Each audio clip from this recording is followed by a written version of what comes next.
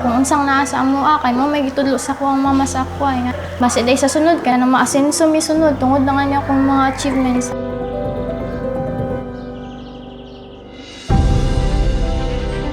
Ako si Christine Jill S. Madalo and I am 14 years old, grade 10.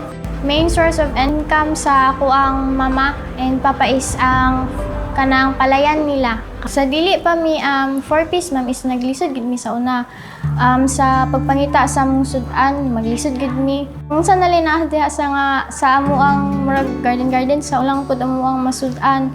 And then sa academics pud namo ma'am sa una is kanang sahay wala gid kay mapasa nga projects kay dili man namo na ma-afford, dili namo na mapalit nga mga projects. And then ang mga sapatos mga hinatag lang sila tanan. And then nagatiis lang pud mi sa mo ang baon ma'am.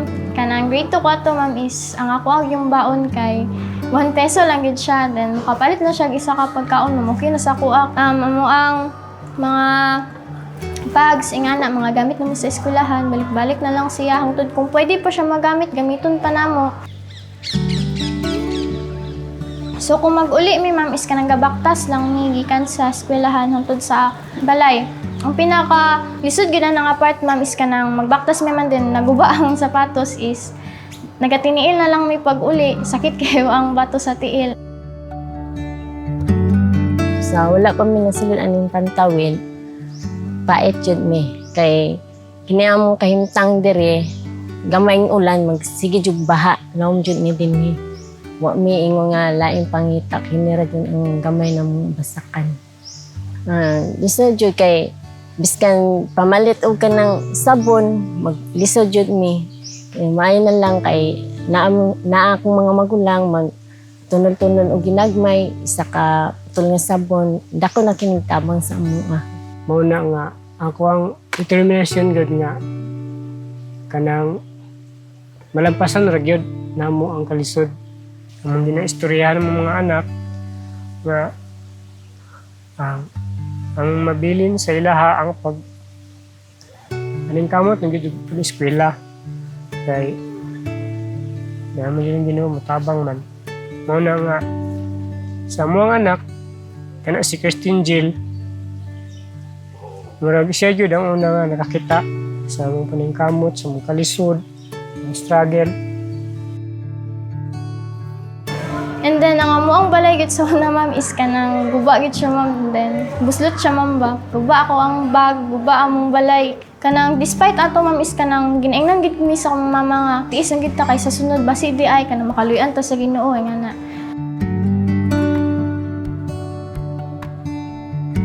Ako ang mindset sa akong pag-eskwela ma'am kanang maningkamot gyud kong para mas daghan kong matun-an. Kung daghan kog maapilan nga mga contest, kung daghan kog achievement sa akong eskwelahan, basi day sunod ni maluoy sa kuha nga kanang makatabang sa ako sa akong pag-eskwela.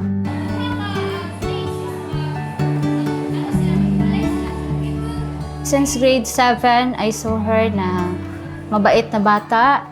Honor student, bisan pa sa kanang kalisod sa kanang iyahang kinabuhi. So naningkamot gihapon siya. Naga-excel gihapon siya sa iyahang sa klase. Sa kanina lang paraan is malipay sila nga daghan kog kanang achievement sa eskwelahan. Akong ibati matag dawat ni Jill sa iyang mga certificate. Lipay kayo ko nga kanang iyang mga kalampusan. Sa ngadto-ngadto sa among pagpaningkamot, nagapasalamat mi dako nga sa taliwala sa among kalisod na amon to'y nag-survey karga daw mi sa 4 piece. Mao tong dako ko pasalamat kay dako di kayo tabang sa mga pantawid nga program sa gobyerno kay makakumpleto mi pamalit sa ilang mga gamit. Tung sa una dili gyud.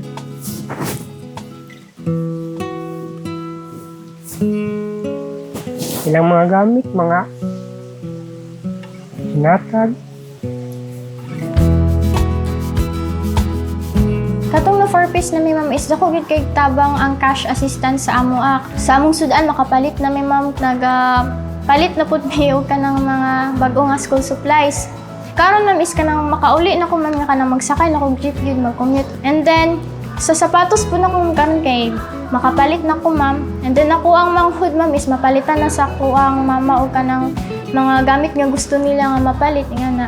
Sa health po namon ma'am is kung nami bation is kanang mapa-check up namin dayon sa amo ang mama kay na may help ang kanang 4-piece.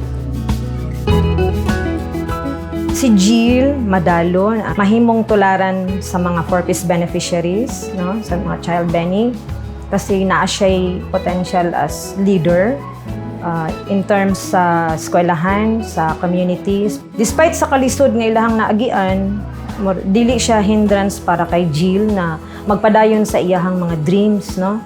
Kasi nakita nako kay Jill, naagid siya determinasyon nga bata, no?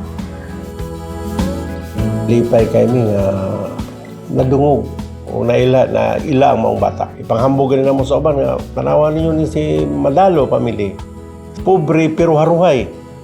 Ayun ang haruhay kay may natabangan sa programa sa atong Pantawid Pamilya, huwag na sayanga.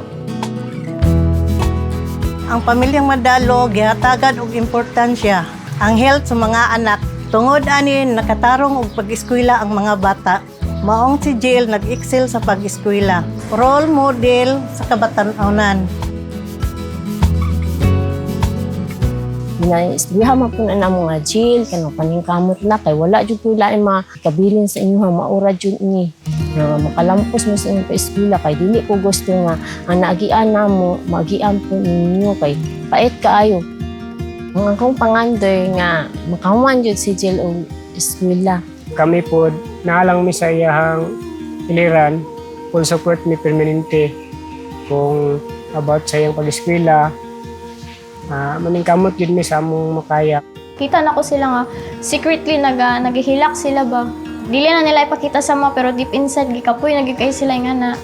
Then sakit na gid kayo para sa ila nga kanang dili nila mahatag kung unsa ang kanang gusto na mo dili nila mahatag sa mo.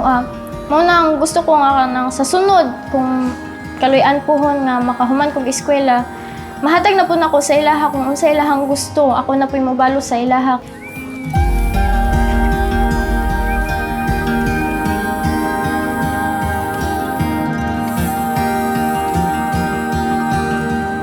Ano na ko sa kong family is, dako kay kong pasalamat sa inyo ha, kay naramo diha permanente sa akong side para isupport ko ninyo sa ako ang journey. So, dako pud kayo kong pasalamat pud sa DSWD nga nani. Unta, magpadayon po ni siya nga program para daghan pa ang matabangan nga mga pamilya nga Pilipino.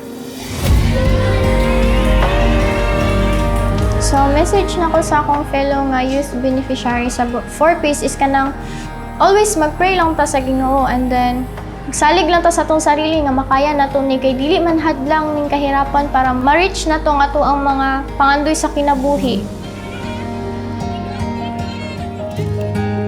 Daghang salamat DSWD and 4-piece.